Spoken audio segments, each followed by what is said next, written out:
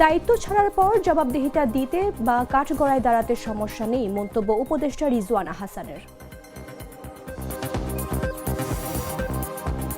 নির্বাচন কমিশনে চলছে মনোনয়নপত্র গ্রহণ ও বাতিলের আদেশের বিরুদ্ধে শেষ দিনের আপিল।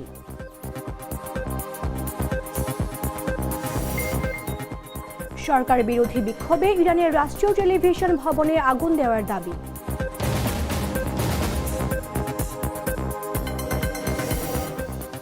এবং সৌদি আরবে মাদ্রিদ ডার্বি জিতে স্প্যানিশ সুপার কাপের ফাইনালে বার্সার মুখোমুখি রিয়াল।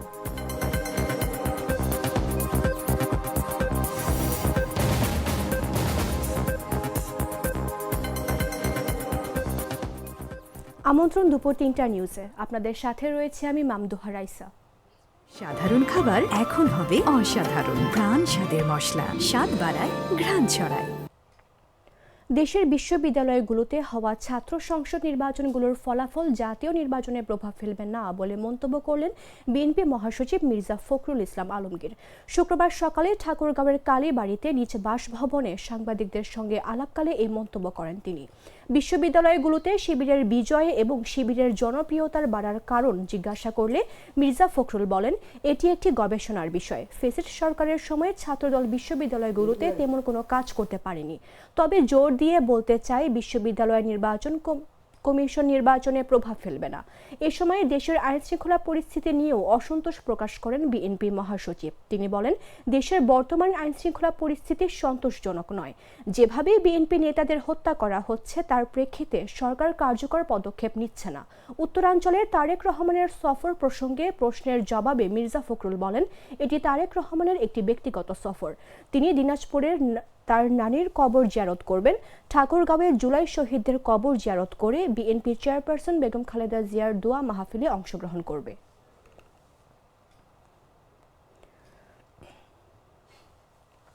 সাপ্তাহিক ছুটির দিনে রাজধানীর বাজারগুলোতে কিছুটা কমেছে শাকসবজির দাম। শীতের সবজির সরবরাহ বৃদ্ধি পাওয়ায় দাম কমেছে বলে জানায় খুচরা ব্যবসায়ীরা। অধিকাংশ সবজির 50 টাকার মধ্যে বিক্রি করতে দেখা যায় বাজারগুলোতে। শুক্রবার রাজধানীর বিভিন্ন বাজার ঘুরে এমন চিত্র দেখা যায়। বিক্রেতারা জানান, বর্তমানে প্রতি কেজি মূল্য বিক্রি হচ্ছে 25 থেকে 30 টাকা দরে। পাশাপাশি শালগম 30, পেঁপে 40, শিম 50 এবং ফুলকপি প্রতি পিস বিক্রি হচ্ছে 40 টাকা। তবে ক্রেতাদের অভিযোগ, শীত মৌসুমে পণ্যের দাম তুলনামূলক কিছুটা বেশি। ওজন ইলিশ বর্তমানে 3000 টাকা কেজি, আড়তে পাইকারি 3500 টাকাও যায়। বাজারে তো কাস্টমার 3500 টাকা নেবে না, এটা বলে অনেক দাম। কিন্তু মোকামে তো ইলিশ নাই, দুইটা একটা ইলিশ পাওয়া যায়, কোথায় পাবেন? এখন শীতের দিনে ইলিশ পাওয়া যায় না, অনেক দাম। ভাই ঠান্ডার জন্য কাস্টমার ঘর থেকে বাড়ানো আর কি, ঠান্ডার জন্য এর জন্য একটু কম আর কি। সরবরাহ ভালো আছে, দাম কম আছে মোটামুটি। এই ধরেন পাবদা ধরেন 400 টাকা কেজি, চিংড়ি 800 টাকা কেজি, রুই 350 টাকা কেজি, ইলিশ 1000 টাকা কেজি, ট্যাংরা 600 টাকা কেজি, তেলাপিয়া 200 টাকা কেজি। সাদা 165, লাল 280, কক 270। আচ্ছা, দাম কি গত সপ্তাহে চেয়ে একটু কম না? হ্যাঁ, আজকে একটু বেশি, এই সপ্তাহে একটু বেশি। কারণ কি ভাই? আমদানি কম। আমদানি কম, মানে আমদানি কমটা কেন? আমদানি কম করে এটা মহাজনরা বলতে পারবে, এটা তো আমরা বলতে পারবো না। না মানে যারা পাইকারি বেচে তারা বলতে পারবে, এটা আমরা বলবো। 100 টাকা কেজি, 100 টাকা কেজি। দাম কি বেশি না কম? দাম তো অনেক বেশি। সই তো সই থাকে 500 টাকা, 400 টাকা, 500 টাকা সহ। কম থাকার কথা, কিন্তু কম থাকে না। গতকাল আরো বেশি ছিল, আজকে একটু কম। গতকাল কপি ছিল বাতাবি ছোট ছোট, এই ছোট ছোট এই এটা তো সিলেবাস হতে 30-35 করে রাখছে। সিজন দায়িত্ব ছাড়ার পর জবাবদিহিতা দিতে বা কাঠগড়ায় দাঁড়াতে সমস্যা নেই বলে মন্তব্য করেছেন অন্তর্বর্তী সরকারের পরিবেশ উপদেষ্টা সৈয়দা রিজওয়ানা হাসান। তিনি এ সময় বলেন, 54 বছরের জঞ্জাল 1.5 বছরের সরকারের পক্ষে পরিষ্কার করা সম্ভব নয়। এই সময়ের যতটুকু সম্ভব তা করা হয়েছে। তাই দায়িত্ব ছাড়ার পর জবাবদিহিতা দিতে বা কাঠগড়ায় দাঁড়াতে সমস্যা নেই। শুক্রবার সকালে কৃষিবিদ ইনস্টিটিউশনে বাংলাদেশের পরিবেশ সংস্কারের প্রয়োজনীয়তা এবং করণীয় বিষয়ক আন্তর্জাতিক সম্মেলনে এসব কথা বলেন তিনি। আসলে কার্যত 1 বছরের সরকার, প্রথম 4 মাস তো কাজ করারই কোনো উপায় ছিল না, এবং এখন শুরু হয়েছে নির্বাচনী জোয়ার। ফলে আমরা সত্যিকার অর্থে কাজগুলো করতে পেরেছিলাম ওই 1 বছর নানান প্রতিকূলতার মধ্যে। এবং একটা কথা মনে রাখতে হবে যে আমাদের একই লক্ষ্যে নিয়ে কাজ করতে হয়েছে। সিস্টেম ওভারহল করার কিন্তু আমাদের কোনো সুযোগ ছিল না। আমি এবার একটু কমিশনে আসি। কমিশনের দাবি করাই যায়। আসলে অন্তর্বর্তী সরকার তার মেয়াদের কথা চিন্তা করে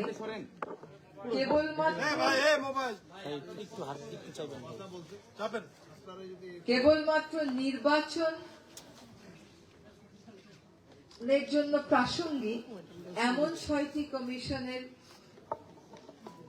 প্রস্তাবগুলো নিয়েই জুলাই সনদটা করেছে। এখানে পরিবেশ উপেক্ষিত থেকেছে, পরিবেশ উপেক্ষিত আছে, এগুলো বলার সুযোগ নেই। এখানে শুধুমাত্র গণতান্ত্রিক যে প্রতিষ্ঠানগুলো আছে, যেগুলো নির্বাচনের সাথে সম্পৃক্ত, সেগুলো নিয়েই এই সনদটা করা হচ্ছে। তার অর্থ এই না মিডিয়া, হেলথ এগুলো সম্পূর্ণ উপেক্ষা করা হচ্ছে। যদি 1 বছরই সকল সংস্কার হয়ে যেত, তাহলে নির্বাচনী সরকারগুলো 5 বছর করে সময় নেয় কেন? সীমানা জটিলতার কারণে পাবনা 1 ও 2 আসনের ভোটের কার্যক্রম বন্ধের সিদ্ধান্ত নিয়েছে নির্বাচন কমিশন ইসি। শুক্রবার সকালে ইসি কমিশনার আব্দুর রহমানুল মাসুদ ফোনে জাগো নিউজকে এই তথ্য নিশ্চিত করেন। তিনি এ সময় বলেন, মহামান্য আদালত বলেছেন পাবনা 1 ও 2 আসনে ভোটের কোনো কার্যক্রম না করার জন্য। সেজন্য এই 2 আসনে ভোটের কার্যক্রম আপাতত বন্ধ করা হয়েছে।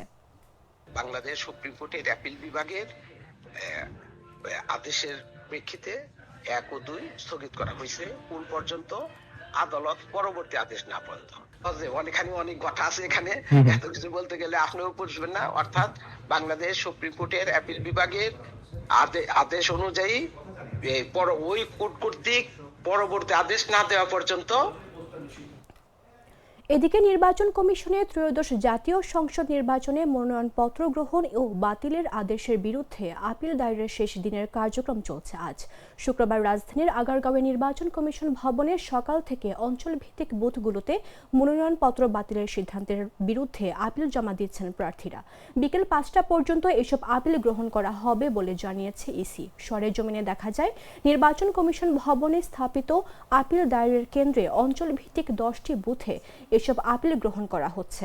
দেশের বিভিন্ন অঞ্চলের প্রার্থীরা উপস্থিত হয়ে বিভিন্ন বুথে কাগজপত্র জমা দিচ্ছেন। ইসির কর্মকর্তারা জানান, আজ আপিল গ্রহণ শেষ হওয়ার পর আগামীকাল শনিবার থেকে শুনানি শুরু হবে। আপিল শুনানি শেষে কমিশনের সিদ্ধান্ত অনুযায়ী চূড়ান্ত প্রার্থী তালিকা প্রস্তুত করা হবে। মশলা বদলে ফেলেছে, এবার আপনিও বদলে ফেলুন। একবার প্রাণ গুঁড়া মশলা ব্যবহার করেই দেখুন। গেল 31 ডিসেম্বর থেকে দেশের বিভিন্ন অঞ্চলে একটানা শৈত্যপ্রবাহ বয়ে যাচ্ছে। আজও দেশের 8 জেলা ও 2 বিভাগের জেলা মিলিয়ে মোট 24 জেলায় শৈত্যপ্রবাহ বয়ে যাচ্ছে বলে জানিয়েছে আবহাওয়া অধিদপ্তর। শুক্রবার আবহাওয়া অফিসের নিয়মিত পূর্বাভাসে বলা হয়, আজ গোপালগঞ্জ, মৌলভীবাজার, কুমিল্লা, ফেনী, খুলনা, যশোর, চুয়াডাঙ্গা এবং কুষ্টিয়ার জেলায় মৃদু থেকে মাঝারি ধরনের শৈত্যপ্রবাহ বয়ে যাচ্ছে। এছাড়া রংপুর ও রাজশাহী বিভাগের 16 জেলায় মৃদু থেকে মাঝারি ধরনের শৈত্যপ্রবাহ বয়ে যাচ্ছে এবং তা অব্যাহত থাকতে পারে। পূর্বাভাসে আরও বলা হয়, মধ্যরাত থেকে সকাল পর্যন্ত দেশের নদী অববাহিকার কোথাও কোথাও মাঝারি থেকে ঘন কুয়াশা পড়তে পারে, অন্যত্র তা হালকা থেকে মাঝারি ধরনের কুয়াশা পড়তে পারে। আজ সারা দেশে রাতের তাপমাত্রা প্রায় অপরিবর্তিত থাকতে পারে এবং দিনের তাপমাত্রা সামান্য বাড়তে পারে।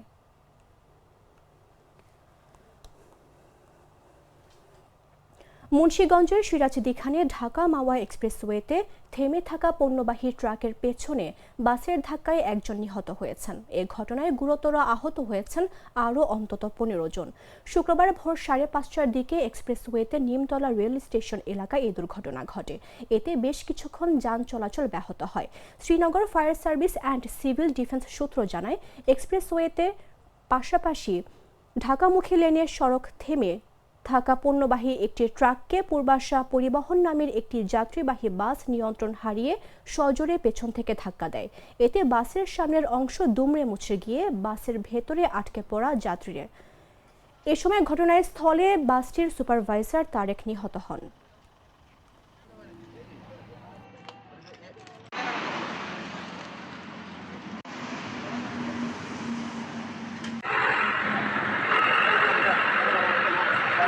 5:12 সময় সংবাদ পাই যে ঢাকা মাওয়া হাইওয়ে এক্সপ্রেসওয়ে দাঁড়িয়ে থাকা একটি ট্রাককে চুয়াডাঙ্গা থেকে আসা পূর্বাশা পরিবহন পিছন থেকে ধাক্কা দিলে ঘটনাস্থলে 15 জন আটকা পড়ে। সিরাজদি খান এবং শ্রীনগর ফায়ার স্টেশনের 3টি ইউনিট ঘটনাস্থলে এসে এই আটকা পড়া লোকদের উদ্ধার করে হাসপাতালে প্রেরণ করে এবং ঘটনাস্থলে একজন নিহত হয়, তাকে উদ্ধার করে পুলিশের কাছে হস্তান্তর করা হয়েছে। এদিকে চট্টগ্রামের মিরসরাইয়ে দাঁড়িয়ে থাকা ট্রাকের বাসের ধাক্কায় 3 জন নিহত হয়েছেন। এ ঘটনায় আহত হয়েছেন আরও অন্তত 10 জন। বৃহস্পতিবার গভীর রাতে ঢাকা চট্টগ্রাম মহাসড়কের বাড়িয়ারহাট পৌরসভার ধুমঘাটা ফরেস্ট অফিস এলাকায় এ দুর্ঘটনা ঘটে।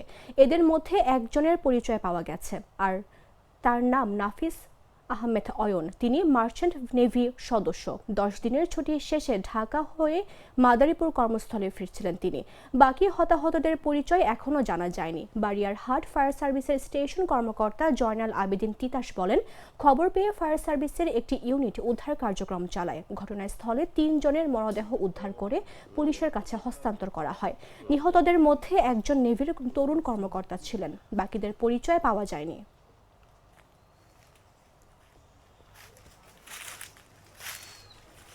গ্লিটারের টুইন লেমন ও অ্যান্টিব্যাকটেরিয়াল ফর্মুলা বাসনকে চকচকে জীবাণুমুক্ত করে আমাদের দেয় গ্লিটার গ্যারান্টি। জানাবো আন্তর্জাতিক সংবাদ।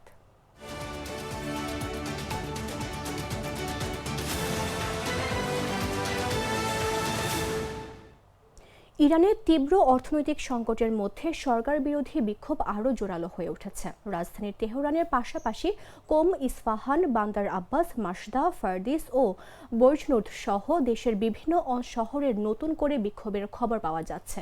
সামাজিক যোগাযোগ মাধ্যম এক্সে ছড়িয়ে পড়া একটি ভিডিওতে ইস্পাহানের রাষ্ট্রীয় সম্প্রচার সংস্থা IRIB এর একটি ভবনে আগুন দেওয়ার দৃশ্য দেখা গেছে বলে দাবি করা হয়েছে। তবে দেশজুড়ে সংবাদ ও ইন্টারনেট বন্ধ থাকায় এসব তথ্য স্বাধীনভাবে যাচাই করা সম্ভব হয়নি।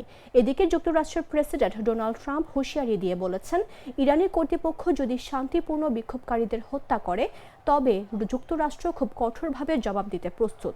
এতে ওয়াশিংটন ও তেহরানের মধ্যে উত্তেজনা আরও বেড়েছে। ইরানের প্রেসিডেন্ট মাসুদ পেজেশকিয়ান অস্থিরতা মোকাবেলায় চরম সংযম বজায় রাখার আহ্বান জানিয়েছেন। তবে মানবাধিকার সংগঠনগুলোর দাবি, আন্দোলন শুরুর পর থেকে এখন পর্যন্ত অন্তত 45 জন বিক্ষোভকারী নিহত হয়েছেন।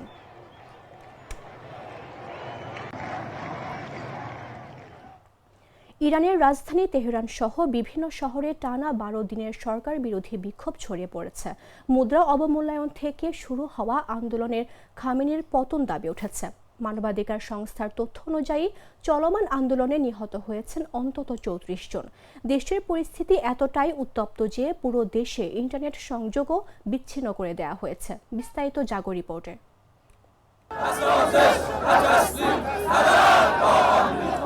ইরানের রাজধানী তেহরান সহ দেশটির বিভিন্ন শহরে ব্যাপক সরকার বিরোধী বিক্ষোভ শুরু হয়েছে। সামাজিক যোগাযোগ মাধ্যমে ছড়িয়ে পড়া ভিডিওতে দেখা গেছে হাজার হাজার মানুষ রাস্তায় নেমে বিক্ষোভ করছেন। এটিকে সাম্প্রতিক বছরগুলোর মধ্যে সরকার বিরোধীদের সবচেয়ে বড় আন্দোলন বলে মনে করা হচ্ছে। বৃহস্পতিবার সন্ধ্যায় তেহরান ও দেশটির দ্বিতীয় বৃহত্তম শহর মাসহাদে শান্তিপূর্ণ বিক্ষোভ হয়। এসব বিক্ষোভ নিরাপত্তা বাহিনী ছত্রভঙ্গ করেনি। বিবিসি পার্সিয়ানো যাচাই করা ভিডিওতে এসব দৃশ্য দেখা গেছে। বিক্ষোভকারীরা ইরানের সর্বোচ্চ নেতা আয়াতুল্লাহ আলী খামেনির পতন দাবি করেন। পাশাপাশি তারা নির্বাসিত নেতা রেজা পাহলভির ফিরে আসার আহ্বান জানান।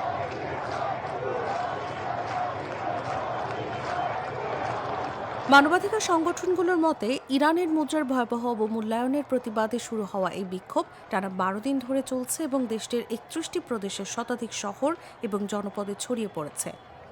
যুক্তরাষ্ট্রভিত্তিক মানবাধিকার সংস্থা HRANA জানিয়েছে এ পর্যন্ত অন্তত 34 জন বিক্ষোভকারী নিহত হয়েছেন, যাদের মধ্যে 5 জন শিশু। এছাড়া 8 জন নিরাপত্তা সদস্য নিহত হয়েছেন এবং প্রায় 2270 জন বিক্ষোভকারীকে গ্রেফতার করা হয়েছে। অন্য একটি সংস্থা বলছে নিহতের সংখ্যা অন্তত 45 জন।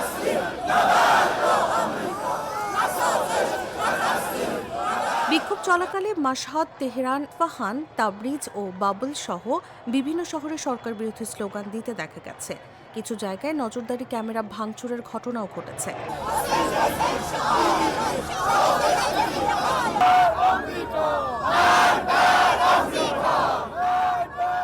এদিকে বৃহস্পতিবার রাতের পর দেশজুড়ে ইন্টারনেট সংযোগ বিচ্ছিন্ন হয়ে যায় বলে জানিয়েছে ইন্টারনেট পর্যবেক্ষণ সংস্থা নেটব্লকস। অন্যদিকে ইরানের রাষ্ট্রীয় গণমাধ্যম বিক্ষোভের মাত্রা কমিয়ে দেখানোর চেষ্টা করছে এবং কোথাও কোথাও বিক্ষোভ হয়নি বলেও দাবি করছে।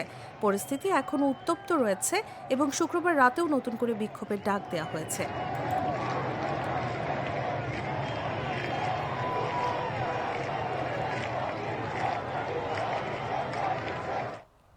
সংবাদ শেষ করব খেলার খবর জানিয়ে।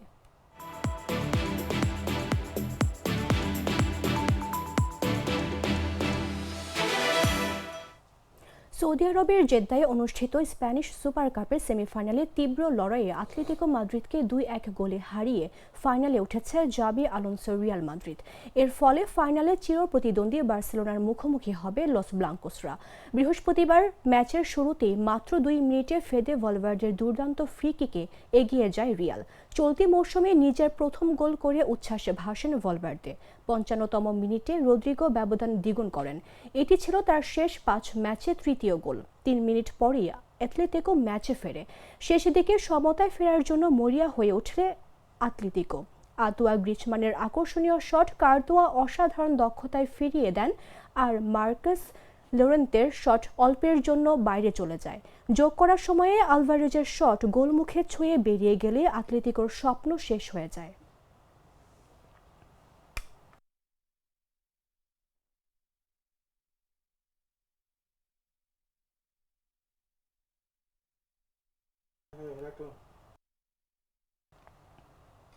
সংবাদ শেষ করার পূর্বে শিরোনামগুলো জানিয়ে দিচ্ছে আরো একবার।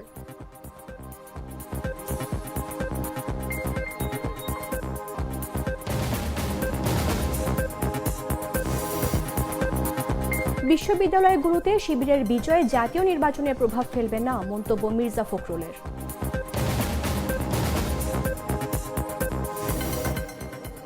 দায়িত্ব ছাড়ার পর জবাবদিহিতা দিতে বা কাঠগড়ায় দাঁড়িয়ে সমস্যা নেই, মন্তব্য উপদেষ্টা রিজওয়ানা হাসানের। নির্বাচন কমিশনে চলছে মনোনয়নপত্র গ্রহণ ও বাতিলের আদেশের বিরুদ্ধে শেষ দিনের আপিল।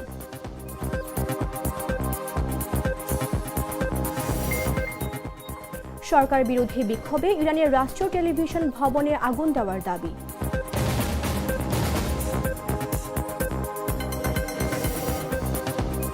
এবং সৌদি আরবে মাদ্রিদ ডার্বি জিতে স্প্যানিশ সুপার কাপের ফাইনালে বার্সার মুখোমুখি রিয়াল।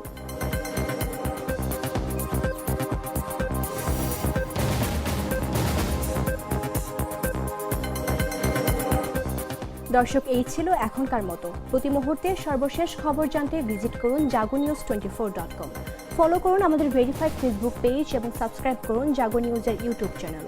ধন্যবাদ সবাইকে।